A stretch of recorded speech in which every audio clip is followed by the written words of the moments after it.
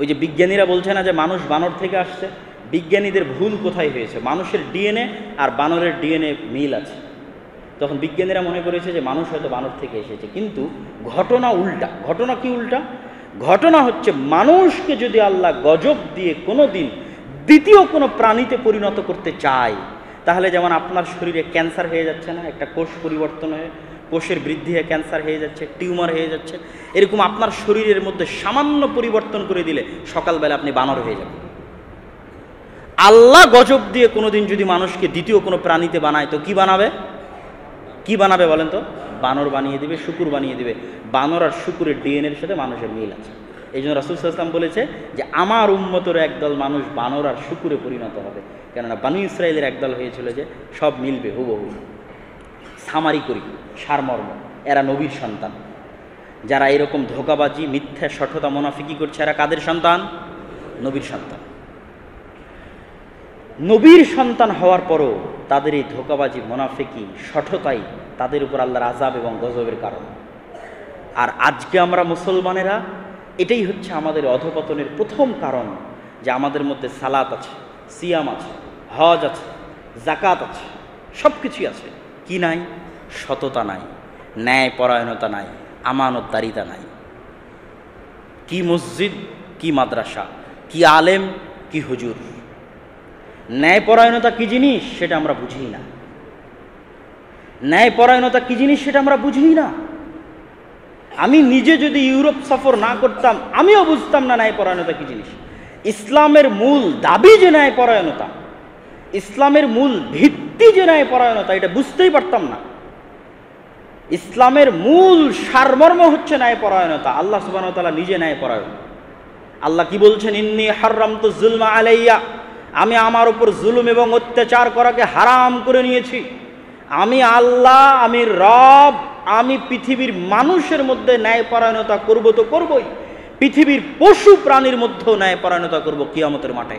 পৃথিবীর কোনো মানুষ যদি পারিবারিক আদালতে, সামাজিক বিচারে, বৈঠকে, হাইকোর্টে, জজ কোর্টে তার ন্যায়পরায়ণতা না পায়, আমি আল্লাহ কিয়ামতের মাঠে তার পরিপূর্ণ ন্যায়পরায়ণতা তাকে বুঝিয়ে দেব। মানুষের তো দিব, পশু প্রাণীরও ন্যায়পরায়ণতা বুঝিয়ে দেবো। এই জন্য আমি আল্লাহ। ইসলামের মূল ভিত্তি হচ্ছে ন্যায়পরায়ণতা। ইসলামের যত বিধান আছে সবগুলো ন্যায়পরায়ণ বিধান, ন্যায় বিধান। আল্লাহ কখনোই তার বান্দার উপর কোনো অন্যায় বিধান দেননি। আমার নবী মুহাম্মদ সাল্লাল্লাহু আলাইহি ওয়াসাল্লাম ন্যায়পরায়ণ। কিন্তু আমরা মুসলমানেরা, আমরা মনে করে নিয়েছি ইসলামের এই বাহ্যিক ইবাদত, সালাত, সিয়াম, হজ, জাকাত, এই বাহ্যিক ইবাদত দিয়ে আমরা মনে করেছি নিয়ে আমরা মুসলমান হয়ে গেছি। কিন্তু এই বাহ্যিক ইবাদত দিয়ে যে আমরা ধোঁকা দিচ্ছি ওই বনী ইসরাইলের মতো, সেটা আমরা বুঝছি না। কিভাবে ধোঁকা দিচ্ছি আপনাকে বুঝাই। একজন ব্যবসায়ী যদি অন্যায়ভাবে আর একজনের সম্পত্তি ভক্ষণ করে খায়, একজন ব্যক্তি অন্যায়ভাবে আর একজনের সম্পত্তি ভক্ষণ করে, আরেকজনের সম্পত্তি ভক্ষণ করে সে হজ করছে, সে রোজা রাখছে, সে দান করছে, তাহলে এই হজ দিয়ে সে দেখাচ্ছে যে সে ইসলাম মানে, কিন্তু সে জানেই না যে ইসলামের মূল ভিত্তি ন্যায়পরায়ণতা। এই হজ, এই সিয়াম তার কোনোই কাজে আসবে না কিয়ামতের মাঠে। আল্লাহ সুবহানাহু ওয়া তাআলা যার প্রতি সে অন্যায় করেছে, এই অন্যায়ের বিচার আগে করবে। এই অন্যায় আল্লাহ সুবহানাহু ওয়া তাআলা আগে পরিশোধ করে দিবেন। ইসলাম হচ্ছে ন্যায়পরায়ণ দিন, সততার দিন, আমানতদারিতার দিন। রাসূল সাল্লাল্লাহু আলাইহি ওয়াসাল্লামের যুগে সালাত দেখে, আকীদা দেখে দলে দলে মানুষ ইসলাম গ্রহণ করেনি। ওই কোরআন আজও আছে, এতগুলো ক্যামেরা আছে, কত চিল্লিয়ে চিল্লিয়ে বক্তব্য দিচ্ছি। আল্লাহর নবীর যুগে যেই পরিমাণ মানুষ দলে দলে ইসলাম গ্রহণ করেছে সাহাবীদের হাতে, আমাদের হাতে করে না। কেন করে না জানেন? আল্লাহর নবী নিজে যেই পরিমাণ উন্নত চরিত্রের মালিক ছিলেন, আর তার সাহাবীদেরকে যেই পরিমাণ উন্নত চরিত্র দিয়ে গেছেন, পৃথিবীর যেখানে সাহাবীরা গেছে, স্পেনে যখন সাহাবীরা গেছে, স্পেনের মানুষ দেখেছে তারা মাজলুম, তারা অত্যাচারিত, তারা দেখেছে বাপরে বাপ, সাহাবীদের দেখো, মুসলমানদের দেখো, তোমরা যদি ন্যায়পরায়ণতা পেতে চাও এই দিনের মধ্যে ন্যায়পরায়ণতা পাবা। তোমরা যদি জুলম থেকে বাঁচতে চাও, ইসলামে তোমরা জুলম থেকে বাঁচতে পারবা। তোমরা যদি মানবাধিকার চাও, ইসলামে তোমরা মানবাধিকার পাবা। তোমরা যদি সত্যবাদিতা চাও, পরবর্তী প্রজন্মকে সুখে শান্তিতে বসবাস করাতে চাও, ইসলামের মধ্যে পাবা। দলে দলে ইসলাম গ্রহণ করো। আমরা বাংলাদেশ, ভারত, পাকিস্তান, বাংলাদেশে যারা নিম্ন শ্রেণীর হিন্দু ছিল, দলিত, শূদ্র, ক্ষত্রিয়, যাদের উপর ব্রাহ্মণেরা অত্যাচার করত, এরা ন্যায় পরায়ণতার কারণে দলে দলে ইসলাম গ্রহণ করেছে। শুধু ইসলামের ন্যায় পরায়ণতা দেখে, আকীদা সালাত দেখে না। আর আজকে আমরা এত বক্তব্য দিচ্ছি, কিন্তু আমাদের বক্তব্যে মানুষ প্রভাবিত হয় না কেন? আমাদের ওই উন্নত চরিত্র নাই যেটা আমার নবীর ছিল। আমাদের মধ্যে ওই উন্নত চরিত্র নাই যেটা সাহাবীদের মধ্যে ছিল। ওই ন্যায় পরায়ণতা নাই। আপনি একটা ইসলামী দলে যান, আপনি মাদ্রাসায় যান, মসজিদে যান, কেউ ন্যায় পরায়ণতা বজায় রাখতে পারছে না। ইসলামী দলে যাবেন, দেখবেন যে বেশি চামচামি করছে তাকে পদ দিয়ে বসে আছে। ন্যায় পরায়ণতার ভিত্তিতে কেউ পদ পাচ্ছে না। মাদ্রাসায় যাবেন, মসজিদে যাবেন, কেউ না কারো উপর জুলুম করতেছে। কমিটি ইমামের উপর জুলুম করতেছে, মুয়াজ্জিনের উপর জুলুম করতেছে, অথবা আরেকজনকে ডিঙ্গিয়ে পার হওয়ার চেষ্টা করতেছে। তার মাথায় সে ধরে রেখেছে সালাত ইসলাম, সিয়াম ইসলাম, হজ ইসলাম। ন্যায় পরায়ণতা যে ইসলাম ও জানেই না, আমরাও জানি না। ন্যায় পরায়ণতার কারণে কিয়ামতের মাঠে আমরা ফেসে যাব। আপনার ব্যক্তি জীবনে আপনি আপনার স্ত্রীর প্রতি ন্যায় পরায়ণ কিনা, আপনি আপনার বোনের প্রতি ন্যায় পরায়ণ কিনা, আপনার বাপ মরার পরে আপনার বোনকে সম্পত্তিতে দেরি করেছেন কিনা, আপনার বাপ মরার পরে আপনার বোনকে ওই সম্পত্তি দিয়েছেন কিনা যেরকম ভালো সম্পত্তি আপনি নিয়েছেন, না পচা জায়গায় দূরে জঙ্গলের মধ্যে আপনার বোনকে সম্পত্তি নিয়েছেন। আপনার সালাত আপনার ইসলামের প্রমাণ বহন করে না, আপনার দাড়ি আপনার ইসলামের প্রমাণ বহন করে না। আপনি তখনই প্রকৃত ইসলামের অনুসারী যখন আপনার বোনের উপর আপনি ন্যায় পরায়ণতা করতে পেরেছেন। এটা ইসলাম। এই জন্য আমরা যে জুলুম করতে অভ্যস্ত হয়ে গেছি, অন্যায় করতে অভ্যস্ত হয়ে গেছি, ফাঁকি দিতে অভ্যস্ত হয়ে গেছি, ধোকা দিতে অভ্যস্ত হয়ে গেছি, মিথ্যা বলতে অভ্যস্ত হয়ে গেছি, এই জন্য আমাদের দ্বারা কেউ প্রভাবিত হয় না। আজকের ইউরোপ আমাদের চাইতে এটার কারণে ভালো। এই জন্য তারা পৃথিবী শাসন করছে, আর এই জন্য আমরা মাজলুম। আমি বলেছি কেন আজ ফিলিস্তিনের এই অবস্থা, কেন আজ মুসলমানদের এই অবস্থা? মুসলমানদের মধ্যে এই মূল জিনিসটা হারিয়ে গেছে। আমাদের নবী মুহাম্মদ সাল্লাল্লাহু আলাইহি ওয়াসাল্লাম 40 বছর বয়সে যখন কোরআন এসেছে, তখন আল্লাহ তাকে আয়াত নাজিল করে বলেনি যে মুহাম্মদ তুমি এতদিন তো অনেক মিথ্যা কথা বলেছো, আজ থেকে সত্য বলো। এরকম কোন আয়াত আছে নাকি? এরকম কোন আয়াত আছে? না। গোটা মক্কা জানে যে মক্কায় যদি কেউ সত্যবাদী থাকে জন্মগত, তো মুহাম্মদ হচ্ছে সত্যবাদী জন্মগত সাল্লাল্লাহু আলাইহি ওয়াসাল্লাম। গোটা মক্কায় যদি কেউ ন্যায় পরায়ণ থাকে, গোটা মক্কায় জন্মগত যদি কেউ ন্যায় পরায়ণ থাকে, তাহলে মুহাম্মদ সাল্লাল্লাহু আলাইহি ওয়াসাল্লাম ন্যায় পরায়ণ। গোটা মক্কায় যদি কেউ আমানতদার থাকে, তাহলে মুহাম্মদ সাল্লাল্লাহু আলাইহি ওয়াসাল্লাম আমানতদার। বুঝেন, জন্মগত মুহাম্মদ সাল্লাল্লাহু আলাইহি ওয়াসাল্লাম সত্যবাদী, জন্মগত ন্যায় পরায়ণ, জন্মগত আমানতদার। সালাত, সিয়াম, হজ, যাকাত তো 40 বছর পরে এসেছে। আমার কাছে সালাত আছে, সিয়াম আছে, হজ আছে, যাকাত আছে, মুহাম্মদ সাল্লাল্লাহু আলাইহি ওয়াসাল্লামের জন্মগত সত্যবাদিতা নাই। আমি মিথ্যুক? আমার কাছে সালাত, সিয়াম, হজ, যাকাত আছে, মুহাম্মদ সাল্লাল্লাহু আলাইহি ওয়াসাল্লামের জন্মগত ন্যায়পরায়ণতা নাই। আমি প্রত্যেক ধাপে ধাপে মানুষকে ধোঁকা দিচ্ছি, প্রত্যেক পদে পদে মানুষকে ধোঁকা দিয়ে ইনকাম করছি, আমার স্ত্রীকে ধোঁকা দিচ্ছি, আমার বোনকে ধোঁকা দিচ্ছি। এগুলো শুধু বাহ্যিক মুনাফিকি। ওই বানু ইসরাইল যেমন মুনাফিকি করতো, ধোঁকা দিত, সটতা দিত, আমি বলেছি আমরা এই যুগের বানু ইসরাইল কিভাবে। ওই ঘটনাগুলো তো আল্লাহ কোরআনে বলে গেছে। এখন আমি আপনাদের অবস্থা বলতেছি যে আমরা কিভাবে বানু ইসরাইল। আমাদের সালাত, আমাদের সিয়াম, এগুলো ধোঁকা দেওয়ার জন্য।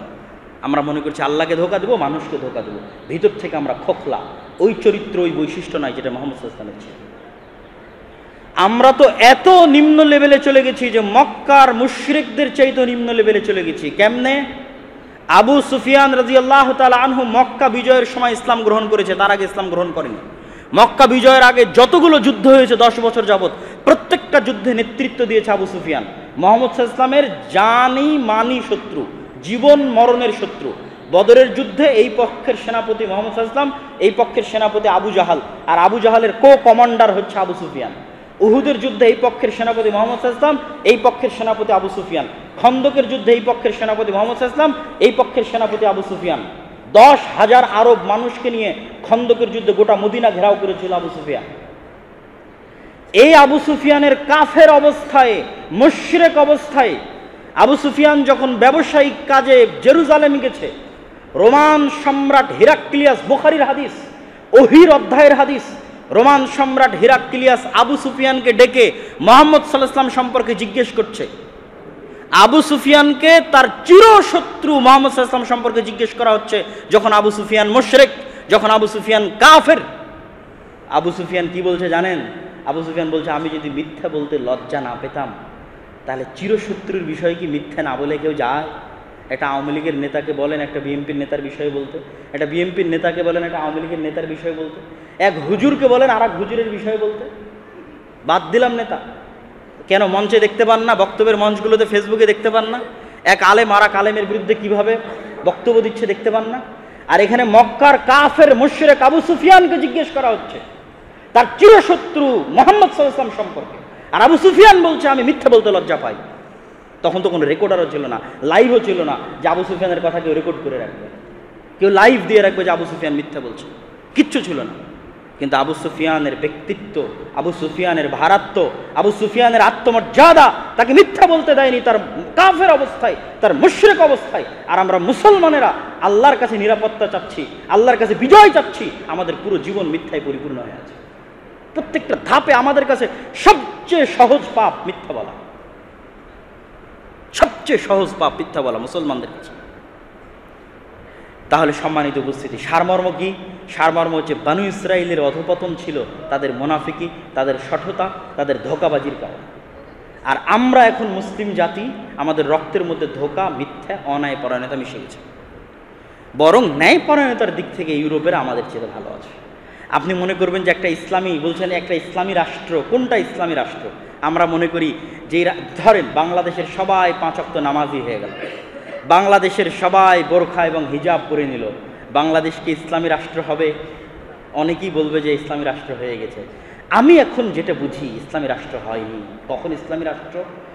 তখনই ইসলামী রাষ্ট্র, ইসলামের দৃষ্টিতে তখনই ইসলামী রাষ্ট্র যখন এই রাষ্ট্রের প্রত্যেক নাগরিক তার ন্যূনতম অধিকার পাবে, কেউ মাজলুম হবে না, কেউ তার হক থেকে বঞ্চিত হবে না, তখন ইসলামী রাষ্ট্র।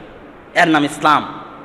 উদাহরণ নেবেন, ওমর রাদিয়াল্লাহু তাআলা আনহুর কিসের কমতি ছিল? ওমর রাদিয়াল্লাহু তাআলা আনহু আগে থেকেই জান্নাতের সুসংবাদ প্রাপ্ত। ওমর রাদিয়াল্লাহু তাআলা আনহু আগে থেকেই 5 ওয়াক্ত সালাত আদায়কারী। ওমর রাদিয়াল্লাহু তাআলা আনহু তাহাজ্জুদের সালাত আদায়কারী, দানবীর দানশীল, কোনো কিছুর কমতি নাই। তাহলে ওমর রাদিয়াল্লাহু তাআলা আনহু যেদিন মদিনা থেকে জেরুজালেমের উদ্দেশ্যে বের হলেন, 1200 কিলোমিটার রাস্তা, ওমর রাদিয়াল্লাহু তাআলা আনহুর কি ঠেকা পড়েছিল অর্ধেক রাস্তা পায়ে হেঁটে যাওয়া? হাদিস সহিহ যে ওমর রাদিয়াল্লাহু তাআলা এই 1200 কিলোমিটারের অর্ধেক রাস্তা তার গোলামকে উটের পিঠে বসিয়ে তিনি উটের রশি ধরে টেনেছেন। তো ওমরের তো নামাজেরও কমতি ছিল না, সালাত সিয়ামেরও কমতি ছিল না। তার মানে ওমর ইসলাম যেটা বুঝেছে আমরা ইসলাম ওটা বুঝিনি। ওমর ইসলাম বুঝেছে যে আমাকে জান্নাতে যেতে হলে ন্যায় পরায়ণ থাকতে হবে। দুনিয়ার কেউ ওমরের প্রতি আঙ্গুল তুলে বলবে, এমনকি আমার চাকর, আমার গোলাম আমার প্রতি আঙ্গুল তুলে বলবে আমি ওমর তার সাথে ন্যায় পরায়ণতা করিনি, আমি জান্নাতে যেতে পারবো না, আমার সালাত আমার সিয়াম আমাকে জান্নাতে নিতে পারবে না। শুধু ন্যায় পরায়ণতার মাপকাঠিতে নিজেকে 100% ঠিক রাখতে ওমর অর্ধেক রাস্তা পায়ে হেঁটে গেছে। ইতিহাস খুলে দেখেন রাদিয়াল্লাহু তাআলা আনহু। এটা ইসলাম, এটা হলো ইসলামী রাষ্ট্র।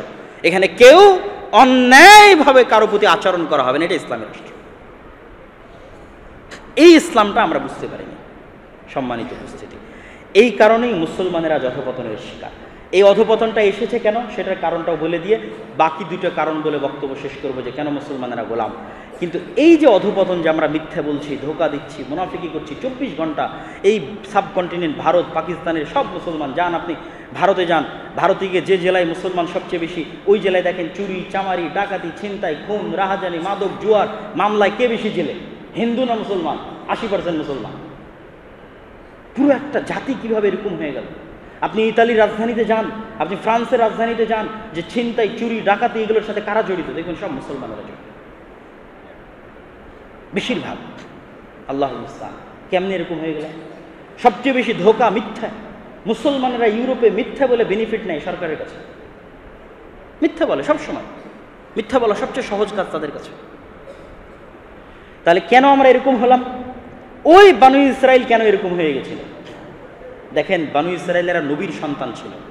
300 বছর গোলামি করাতে ওদের আত্মমর্যাদা বিক্রি হয়ে গেছে, আত্মসম্মান বিক্রি হয়ে গেছে। গোলামি করলে আত্মমর্যাদা থাকে না, আত্মসম্মান থাকে না, স্বাভাবিক চরিত্র বাকি থাকে না, স্বাভাবিক চরিত্র ধ্বংস হয় গোলামি করলে। 300 বছরের গোলামিতে ওদের স্বাভাবিক চরিত্র নষ্ট হয়ে গেছে। এই জন্য আল্লাহ মুসা আলাইহিস সালামকে গোলাম করে বড় করেন। মুসা আলাইহিস সালামকে ওখান থেকে ফেরাউনের বাড়িতে নিয়ে গিয়ে রাজপুত্র হিসেবে বড় করেছে, যাতে মুসা আলাইহিস সালামের স্বাভাবিক আত্মমর্যাদা, আত্মসম্মান, গায়রাত, ব্যক্তিত্ব, পার্সোনালিটি বজায় থাকে। মুসা আলাইহিস সালাম যদি ওদের মতো পালিয়ে পালিয়ে গোলাম হয়ে বড় হতেন, মুসা আলাইহিস সালামেরও অন্তর এরকম ছোট হতো, উনিও মিথ্যা বলা শিখে যেতেন, উনিও ধোকা দেওয়া শিখে যেতেন। কিন্তু মিথ্যা ধোকা যেন না শিখেন, এই জন্য আল্লাহ ওনাকে আত্মমর্যাদা সম্মানের সাথে ফেরাউনের বাড়িতে বড় করেছে। ফেরাউনের বাড়ি থেকে বের হয়ে যখন দেখছে বানু ইসরাঈলের অত্যাচার, এক থাপ্পড় দিয়ে হত্যা করে ফেলেছে। এক থাপ্পড় দেওয়ার জন্য যে জজবা লাগে, এটা গোলামের মধ্যে আসে না। গোলামি ওদের স্বভাব চরিত্র নষ্ট করে দিয়েছে। আমাদের মুসলমানদেরও যেখানে যেখানে যাবেন, মুসলমানদের ইউরোপিয়ান ঔপনিবেশিক, ইউরোপিয়ান কলোনিয়াল সিস্টেম, ইউরোপিয়ান ঔপনিবেশিক শাসন আমল যেখানে যেখানে ছিল, যেখানে যত ভয়ঙ্করভাবে ছিল, ওখানকার মুসলমানরা অত ভয়ঙ্কর মিথ্যুক, অত ভয়ঙ্কর ধোঁকাবাজ। এটা আমার অভিজ্ঞতা, এটা আগে আমি বুঝতে পারিনি।